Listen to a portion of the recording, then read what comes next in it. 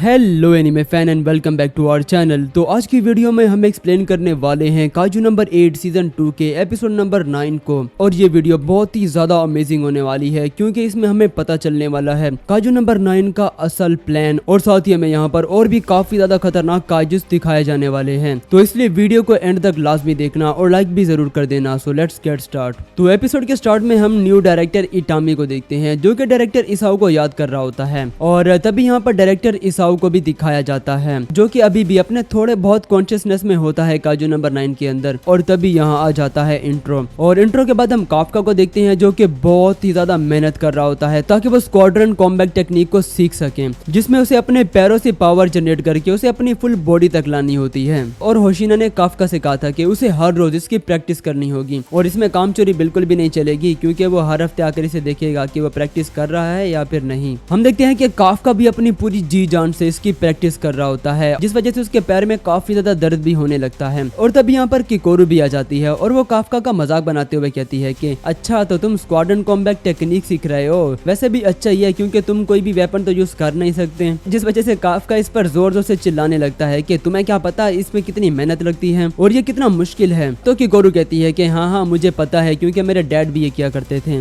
जो सुनकर काफका अब और भी ज्यादा मोटिवेट हो जाता है कि अगर डायरेक्टर इसाओ करते थे तो उसे भी ये जरूर करना होगा। तो इसके बाद किकोरू काफका को उसका फोन वापस करती है जो कि कैप्टन हासेगावा ने काफका को देने का कहा था, और साथ ही वो कहती है कि सभी दोस्तों से बात कर लेना क्योंकि काफी टाइम से तुमने किसी से बात नहीं की। तो फिर हम काफका को देखते हैं जो कि मोबाइल रखकर ये सोच रहा होता है कि उसे सबसे बात तो करनी है, लेकिन उसे ये समझ नहीं आ रहा होता कि वो उन सबसे क्या बात करे। और साथ ही वो कहता है कि पता नहीं वो सब उससे बात करना चाहेंगी भी या नहीं, क्योंकि उसने उन सबसे इतनी बड़ी बात जो छुपाई थी कि वो एक काइजू है, और पता नहीं अब वो सब उसके बारे में क्या सोचते होंगे। लेकिन फिर भी वो अपने फोन को ऑन करता है, लेकिन जैसे ही वो उसे ऑन करता है तो एकदम से काफी सारे मैसेजेस आना शुरू हो जाते हैं, जो देखकर काफका भी काफी ज्यादा शॉक्ड हो जाता है कि भाई ये क्या हो रहा है, इतने सारे मैसेजेस और वो भी उसे। और वह देखता है कि उसके ग्रुप में 500 से भी ज्यादा मैसेजेस आ चुके होते हैं। काफका को लगता है कि शायद सब लोग उसे बुरा भला कह रहे होंगे कि उसने उन सबसे झूठ बोला और इतनी बड़ी बात उनसे छुपाई, और उसकी हिम्मत ही नहीं हो रही होती उन सभी मैसेजेस को रीड करने की।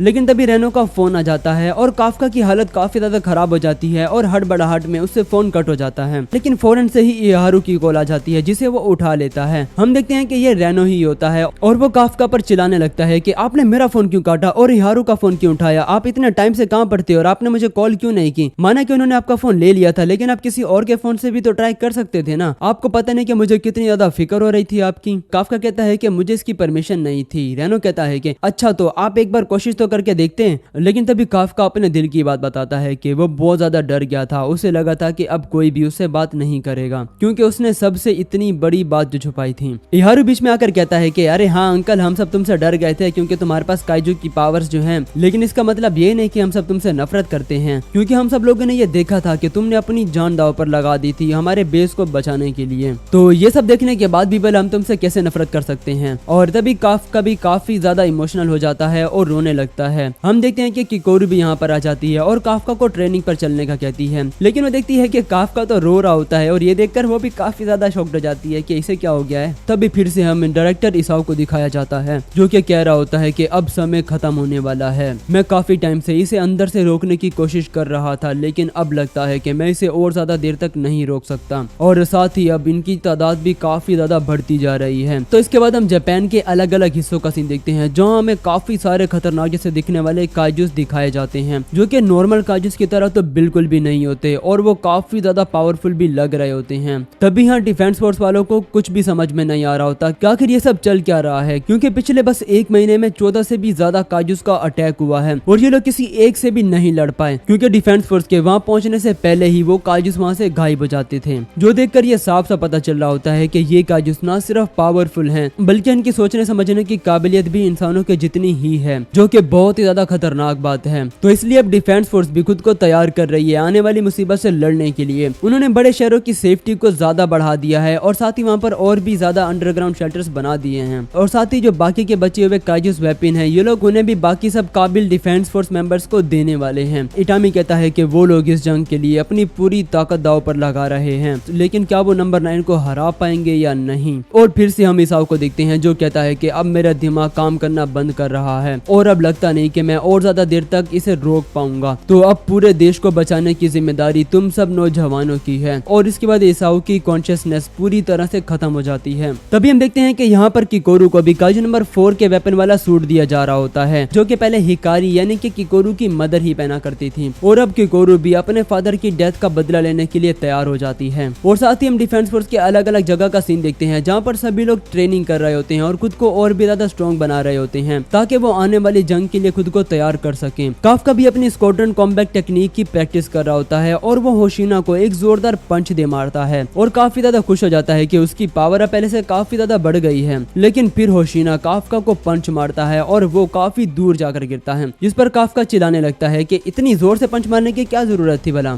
खैर, तो इसके बाद हम देखते हैं कि लंच टाइम हो जाता है और काफका भी लंच करने के लिए बिल्डिंग के टॉप पर जाता है, क्योंकि वहाँ से नजारा काफी प्यारा दिखता है इसलिए। लेकिन वो देखता है कि यहाँ पर तो कैप्टन मीना बैठी होती है, तो इस वजह से वो पतली गली से खिसकने की कोशिश करता है। मीना कहती है कि कहाँ जा रहे हो, आओ खाना खाओ मेरे साथ बैठकर, जिस वजह से अब काफका मीना के बराबर वाली बेंच पर बैठ जाता है। तो अब मीना कहती है कि यहाँ पर कितनी शांति है, ये लोग खेल रहे हैं, काम कर रहे हैं और आगे बढ़ रहे हैं, और ऐसा लगता है कि जैसे अब काजूस यहाँ से हमेशा हमेशा के लिए जा चुके हैं। लेकिन ये हम सब लोग जानते हैं कि ये सिर्फ तूफान से पहले की शांति है। काफका कहता है कि हाँ बिल्कुल ऐसी बात है मीना, और सॉरी मेरा मतलब कैप्टन मीना। इस पर मीना कहती है कि इसकी कोई जरूरत नहीं, क्योंकि वैसे भी यहाँ पर बस हम दोनों ही हैं। वो कहती है कि काश सब कुछ ऐसा ही रहता। काफका भी कहता है कि हाँ काश किसी भी बच्चे का खेल ना टूटता और ना ही किसी बच्चे की बिल्लियां मारी जाती। मीना कहती है कि क्या तुम्हें याद है जब हम लोग छोटे थे और जब भी किसी काजू का अटैक होता था तो सबसे पहले तुम भागते हुए आते थे सब लोगों को सेव करने के लिए। तुम हमेशा आगे रहते थे, सब लोगों को बचाते थे और उन्हें हौसला देते थे। ऐसा लगता था कि जैसे अगर काजू आ भी गया तो तुम उसे संभाल लोगे। तो इस पर काफका कहता है कि हाँ तब वो लोग छोटे थे बस इसीलिए। मीना कहती है कि तुम अभी भी बिल्कुल वैसे ही हो, और साथ ही वो कहती है कि मुझे होशिना ने ये बताया था कि तुम्हें किस बात का डर है, लेकिन अब मैं पहले से काफी ज्यादा ताकतवर बन गई हूँ, तो अब तुम्हें मुझे बचाने की जरूरत नहीं पड़ेगी। और वैसे भी हमने ये वादा किया था कि हम दोनों साथ मिलकर सभी काजूस का खात्मा करेंगे। तो इस पर काफका स्माइल करते हुए कहता है कि हाँ हम जरूर करेंगे। तो मीना यहाँ से चली जाती है, लेकिन वो मन में सोच रही होती है कि तुम अभी भी झूठी स्माइल कर रहे हो हमेशा की तरह। काफका सोच रहा होता है कि पता नहीं वो इतने पावरफुल काजू को हरा भी पाएगा या नहीं, लेकिन चाहे जो भी हो उसे मारना ही होगा इन सब के फ्यूचर के लिए। तो इसके बाद हमें सिटी का सीन दिखाया जाता है, जहाँ पर ये काजू लड़की जिसने कि कोरू का रूप लिया होता है वो यहाँ पर खड़ी होती है, और कुछ लड़के इसे आके पूछते हैं कि तुम यहाँ क्या कर रही हो लड़की, और क्या तुम भूखी हो, तो चलो हमारे साथ चलो हम तुम्हें खाना खिलाएंगे, अगर तुम्हारे दोस्त भी हैं तो उन्हें भी साथ लेकर आओ। लेकिन ये कहती है कि हाँ मैं अपने दोस्तों को ही बुलाने वाली थी, और ये कहकर वो अपने काजू रूप में आती है, अपने सर से कुछ थ्रेड्स वगैरह निकालती है और सभी लोगों के आर पार कर देती है, और इसके बाद वो जोर से चिल्लाती है और यहाँ पर एपिसोड भी खत्म हो जाता है। तो आप लोग मुझे कमेंट में जरूर बताना कि आप लोगों को ये एपिसोड कैसा लगा।